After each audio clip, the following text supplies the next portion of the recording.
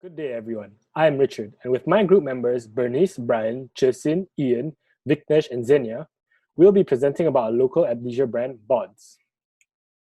So this will be the general flow of the presentation, and we will start off with the introduction, research methods, quantitative findings, qualitative findings, the proposal, and the conclusion. So who are BODS actually? BODS is a pioneer in Singapore's athleisure scene with the mission to provide athleisure apparel of quality, design, and value. Its motto is to inspire their customers to be all they can and be. BODS was founded by five sisters during the aerobics boom in the 1980s, and today it remains the only Singaporean activewear manufacturer with its own label. Together with Mr. Mervyn Sim, the general manager of BODS and his team, we hope to be able to aid in strengthening BODS' market position as the #1 local brand in the activewear market. So in order to strengthen the market position, the company is looking to shift their focus to target Singaporean millennials aged 20 to 30. It is important to gain a better understanding of the proposed target consumer segment with respect to the local athleisure apparel market. The objective for today is to investigate the target segment's perception of BODS, to understand the target segment's need and motivations, as well as preferences regarding athleisure apparel and communication channels, to formulate respective recommendations that aim to improve brand awareness among millennials. So moving on to the methodology. So firstly, we have three main forms of research which we will highlight in our presentation today. So firstly, secondary research, which is the competitor analysis that was conducted to gain a better understanding of the athleisure apparel industry to aid in the primary research design. This was done so by assessing marketing strategies by local competitors Kydra and Vivre in comparison with BODS. Secondly, quantitative research, which is a descriptive quantitative study that was designed and crafted through online surveys to build a foundation of understanding concerning the needs, motivations, and attitudes of the identified target segment regarding athleisure apparel. The survey consisted of two segments, one being attitudes regarding athleisure wear, second being perceptions towards BODS branding and marketing strategies. This was done through online surveys. The sampling frame consisted of female, males, Singaporean, aged between 20 to 30. Respondents were selected via non-probability convenience sampling, snowball sampling, and quota sampling. The surveys were distributed to individuals that represented an identified target segment, who then disseminated the surveys to their friends and also fall in the same identified target segment. Additionally, the team approached wearers of athleisure apparel to take part in the online survey as a form of convenience sampling. We had a total of 384 respondents, of which 69.3% were females and 30.7% were males, of which 45.1% would consider wearing athleisure apparel and 43.5% are already wearing athleisure apparel. The remaining 11.5% did not consider wearing athleisure apparel, hence we did not collect any further data from them. So moving on to qualitative research. So what we did was we did one-to-one interviews, although we wanted to do focus groups, but due to the current COVID-19 situation, we could not do so.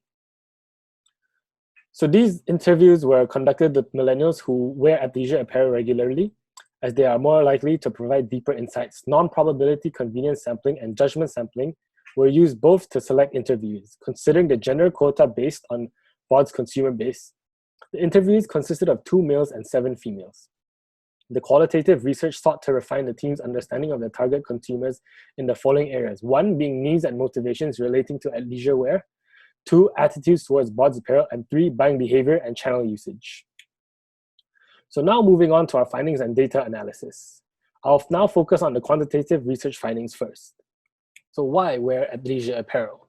Among respondents who are already wearing athleisure apparel, we uncovered some of the top reasons for doing so. Among females, comfort at 37.7%, having a sporty appearance at 34.2%, and for workout purposes at 16% are the top 3 reasons. Among males, comfort at 40.4%, having a sporty appearance at 23.9%, and for workout purposes at 21% are also the top reasons for wearing sporty athleisure apparel. While the top 3 reasons are the same for both males and females, it seems that females value comfort and having a sporty appearance in almost the same proportion, while males seem to value comfort much more than having a sporty appearance. Hence, the marketing message for millennial females should convey both the comfort and sporty appearance that the apparels will provide. However, for males, a heavier emphasis should be placed on the comfort aspect. Thank you. I will now be passing my time on to Chesin. Thank you, Richard. For the next part of the survey, we obtained the respondents' general taste and preference for athleisure apparel by asking them to evaluate the importance of the following product attributes: price, comfort, quality, design, brand name, and ease of purchase.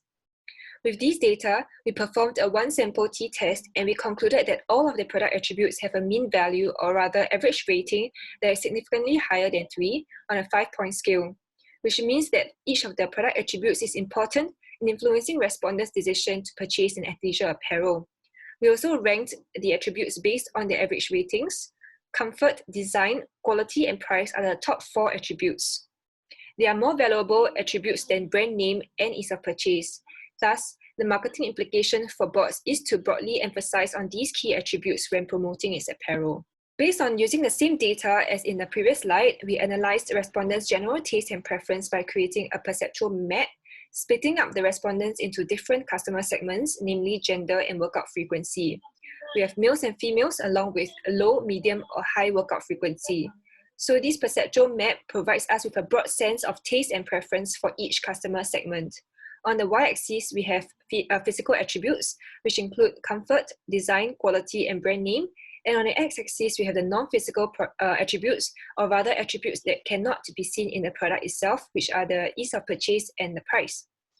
From the perceptual map, we can observe that the different customer segments have different perceptions of the importance of attributes. BOTS needs to understand it can better create marketing message to target each of the customer segments more effectively. Specifically, females with medium workout frequency and females with high workout frequency value all the attributes as they fall under the top right quadrant of the map. Since the majority of BOTS' current customer base are females, BOTS can potentially focus its marketing efforts on the females with medium and high workout frequency, since they also share similar taste and preference. By focusing its marketing efforts, it will better ensure that its products match up to the expectations of the customers and help in higher conversion. Following which, we also obtained respondents' perception on BOTS athleisure apparel. As you can see on the right side, in this particular section of the survey on BOTS, we provided respondents with a background of BOTS, and also we put out pictures of its apparel together with its description, which are all obtained from their BOTS website. We also showed samples of other apparel such as leggings, shorts, t-shirts, which are both male and female. Then we asked respondents to rate the level of appeal on the 5-point scale based on this set of product attributes: price, comfort, quality, design, and color. Again, we conducted a one-sample t-test, and the result can be summarized in a table you see in the slide.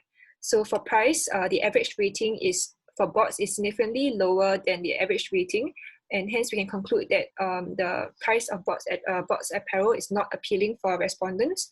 On the other hand, for comfort and quality, their average rating is significantly higher than the average rating, and we can conclude that our respondents view BOTS comfort and quality as appealing. As for design and color, the average rating is not significantly different to the average rating, and hence we can conclude that respondents are indifferent to BOTS design and color. One thing to note is that the evaluation of BOTS apparel is solely based on online browsing. Hence, we carried out interviews as part of our qualitative research later on, and to help us to gain a better understanding and insight on BOTS when respondents are then able to touch and feel the products. This will be elaborated later on by Xenia, who will cover our qualitative research findings.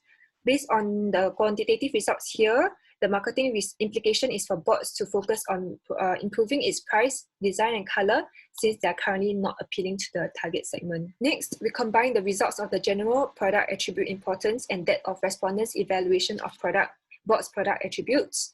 From the bar graph on the left, we can observe that the average ratings given to BOTS across all these product attributes are lower than the importance that respondents place in each of these attributes. Through a paired samples t-test, we can confirm that the difference is significant for all the 4 attributes. Hence, BOTS should explore ways to enhance the level of appeal in terms of comfort, quality, price, and design of its products, especially for price and design, where the disparity between the importance of the attribute and the evaluation of BOTS in those attributes are the largest. Now I'll pass my time on to Ian, who will talk about our further analysis in the perception of BOTS apparel. Okay, thanks, Zixing. Now we're going to look at the product attributes through the perception of BOTS. What we attempted to explore is if there were any differences in the perception of bots' product attributes by respondents' gender and workout habits through conducting a two-way ANOVA test.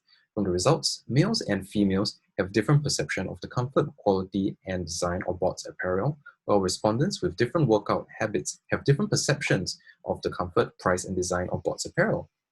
Specifically, males find the comfort, quality, and design of bots' apparel significantly more appealing than females, and respondents with a highly active lifestyle are also significantly more accepting of the price of bots' apparel, yet the downside is that they assess bots' apparel to be significantly low in the comfort and design. However, those with a medium active lifestyle assess bots' apparel to be significantly more comfortable and better design. Given that about 70% of its current customer base is made up of females, bots should look to enhance its appeal of comfort and quality to the females if it wants to maximize its revenue in this new target segment. Bots should also enhance its level of appeal in terms of comfort of its apparel to individuals who are highly active, while making its price point more attractive to those with a medium active lifestyle. Next, let's move on to bots' branding image. So for bots branding, there are three areas which will be accessed based on bots' current marketing message, where we ask respondents the importance of each area in influencing their decision to purchase from bots. These are namely, number one, bots' local brand or image, number two, bots' brand heritage, and number three, bots' brand ethics. So participants answered questions on a 5-point scale regarding how important each of these three factors were in purchasing athleisure apparel. This was done by taking results from both genders and conducting an independent sample t-test. The results from the independent sample t-test showed that there were no significant difference between males and females. Hence, we consider the opinions of both males and females as a whole. The only trend that we noticed from conducting the independent sample t-test is that females tend to value branding slightly more than men, which can be seen by the higher values of the average ratings. The mean values between males and females were 3.4 and 3.43 for brand image, 3.41 and 3.58 for brand heritage, and 3.92 and 4.08 for brand value. The perspectives adopted by males and females were very similar, with the largest variance being 0.16 seen in brand value, with females valuing all three brand factors marginally more.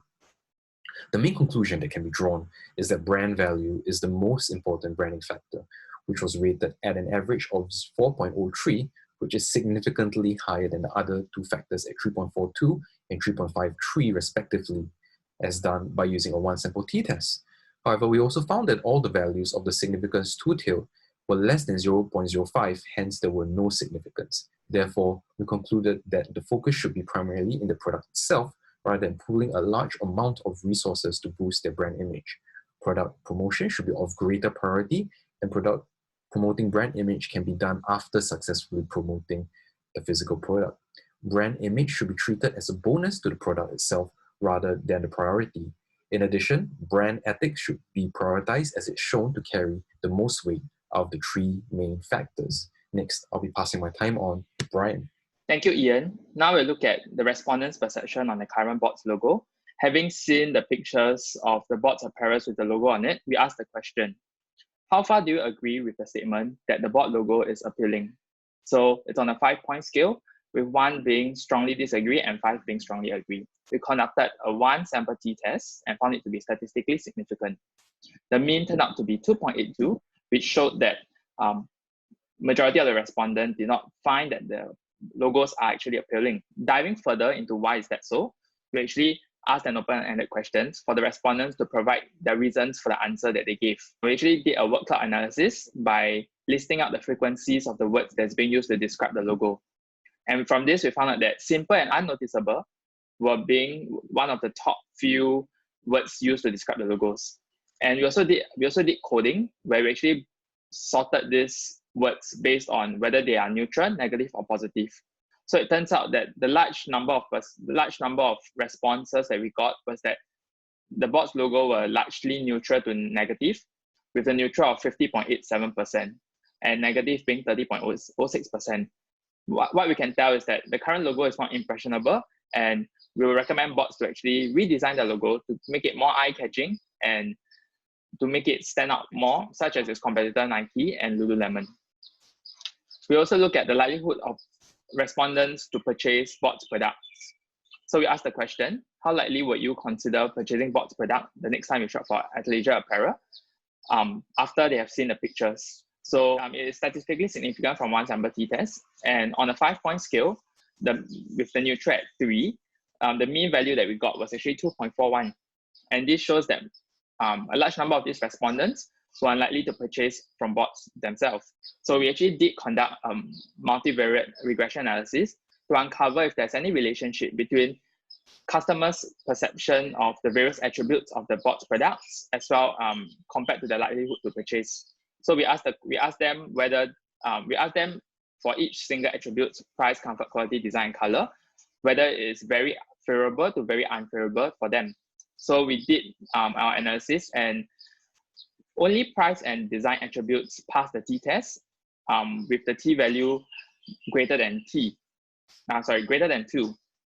And we did construct a equation, and from this we can tell that we should prioritize design, because every 1 unit increase in perception of design actually increases likelihood to purchase of 0.435, and for price it is 0.333 unit increase in likelihood to purchase for every 1 unit increase in perception of the price.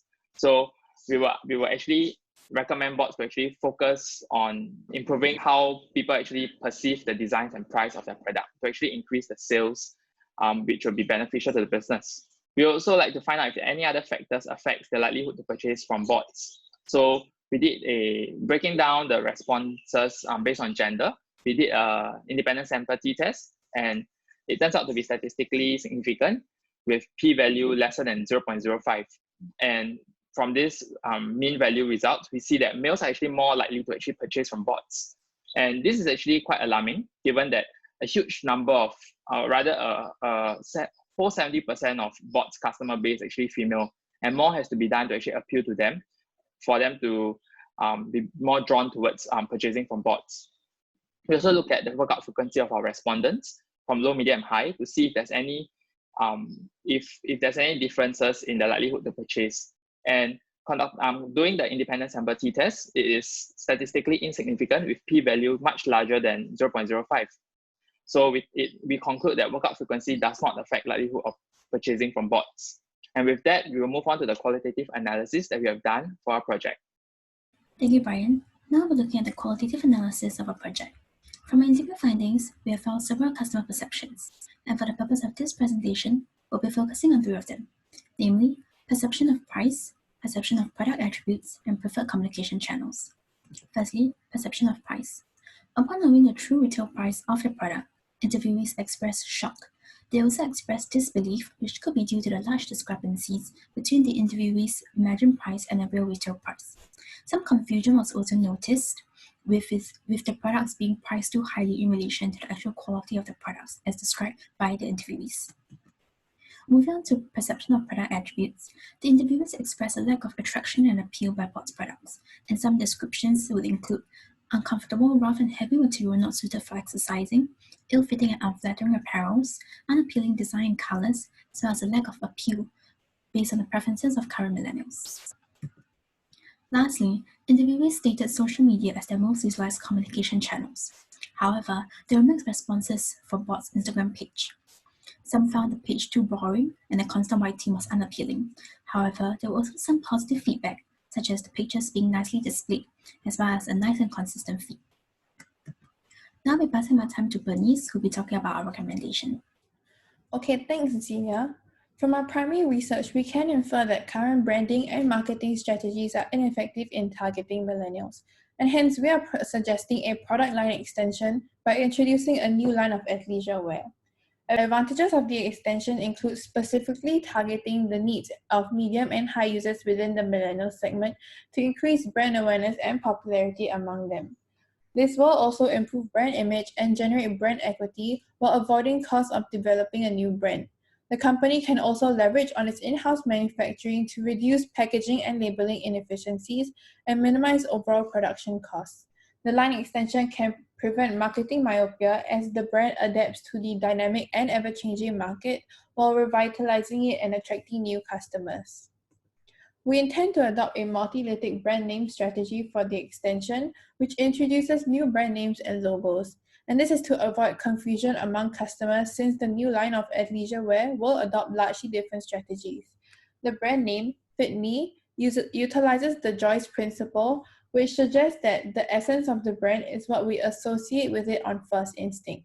In this case, fit suggests an active lifestyle, highly suitable in describing the products offered, which is athleisure wear. As there's a current trend of practicing yoga among the target segment, we also want to include associations to this in the logo, as seen from the icon that replaces the letter I, as well as the lotus flower background that symbolizes emergence into light in the yoga context. With a green text color, it has naturistic associations that is often seen as serene and calm, similar to the yoga environment. And furthermore, the simplistic tagline, Breathe, has associations to the activity as well, and could even suggest the breathability of the new line of apparel. Fit Me will offer both male and female athleisure apparel such as exercise tops, shorts, sports bras, matching long and short tights. And these will come in trendy designs and colors that are preferred by millennials, such as minimalistic cutouts as seen in the sample sports bra in the picture above. So all products will bear the Fit Me logo, which is a simple lotus flower that is also seen in the official logo on the previous slide. A strong emphasis on the ethical supply chain will also be mentioned in order to appeal to the millennials. As millennials prioritize price in their purchase decision, Fit Me will hence adopt a competition-based pricing strategy in relation to local competitors such as Kydra. The line of apparel will be priced around $25 to 70 Singapore dollars, and this price range is within the comfort price range of the target segment. The suggested retail prices are seen on the slides. For reference, a similar Kydra sports bra retails at $52, while similar tights retail at $82. Further price discrimination based on quality and comfort can be implemented. For example, higher prices for higher quality or apparel for higher impact. Okay, I'll now pass the time on to Vignesh to share more about our marketing strategy. Thank you, Bernice. Next, based on the qualitative findings shown earlier and the secondary research, it is evident that millennials are the group with the highest internet usage. As such, it is essential for bots to increase and improve their online presence so as to remain relevant and reach out to this target group. Thus, we propose the creation of a FitsMe bot independent webpage that is linked to the bot's main webpage. This will allow consumers to browse through the products and also make their purchases online easily. Other than the placement, it is essential for bots to have a strong and targeted promotion.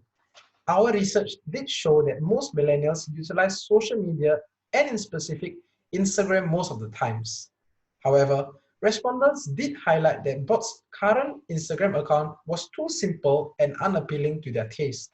As such, to overcome this problem, we proposed a two-pronged strategy.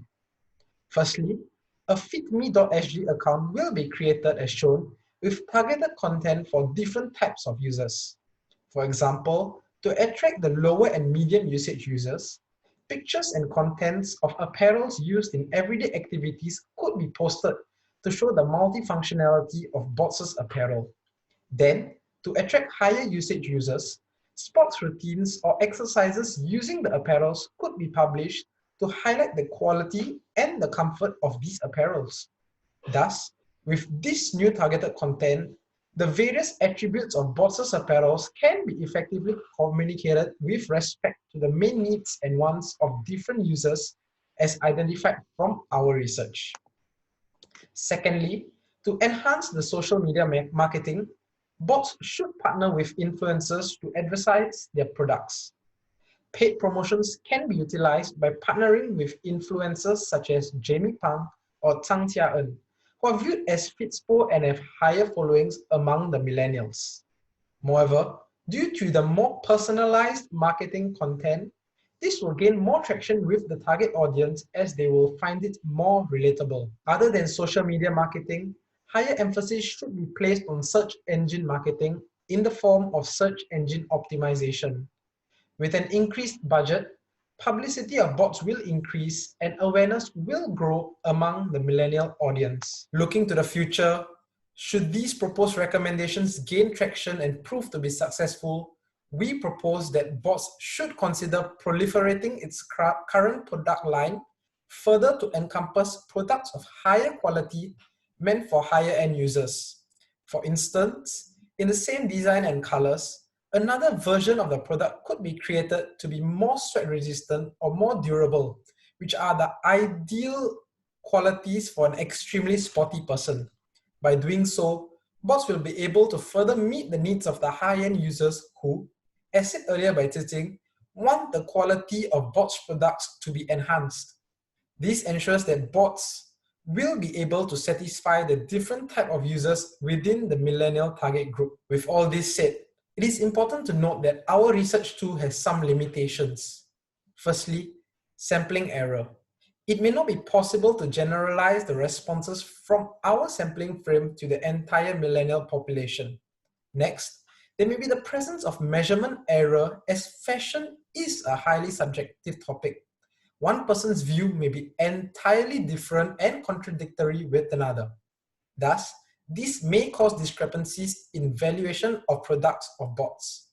Lastly, would be time pressure, where we were unable to generate more responses, which would have provided a better average response. However, in conclusion, we would like to acknowledge that bots' current strategies and methods are in fact instrumental in effectively establishing bots as the #1 local brand today. But with the aim of continuous growth and an outlook towards capturing the millennial market, bots needs to improve its methods and strategies so as to suit the new target segment. And only by this improved branding and marketing strategy would bots be able to grow further and achieve its goal of successfully attracting millennials to its brand. We have come to the end of our presentation, and thank you so much for listening.